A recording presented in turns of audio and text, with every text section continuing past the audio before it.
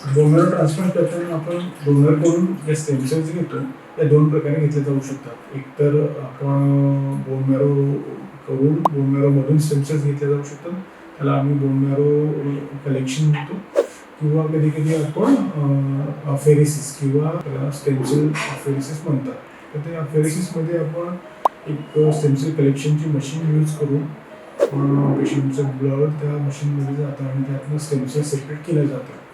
त्यासाठी आपण पेशंट डोनरला काही ग्रोथ फॅक्टर्स नावाचे इंजेक्शन्स देतो आणि त्याने त्या स्टेम सेल्स ब्लडमध्येच तयार व्हायला लागतात. ते ब्लडमध्ये आणि ते अफेरेसिस मशीनद्वारे आपण ते कलेक्ट करू शकतो.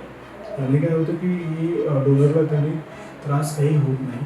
किंवा बोन मॅरो कलेक्शन करायचं असतं त्यावेळेस आपल्याला डोनरला सिडेट करून बोन मॅरोमधून थोडं सॅम्पल घ्यावं लागतं आणि ते पेनफुल प्रोसिजर असते. त्यामुळे बोन मॅरोमधून कलेक्ट करणं थोडं डिफिकल्ट जातं. पण अदरवाईज अफेरेसिसमध्ये कलेक्शन करायचं म्हटलं तर ते इझी राहतं.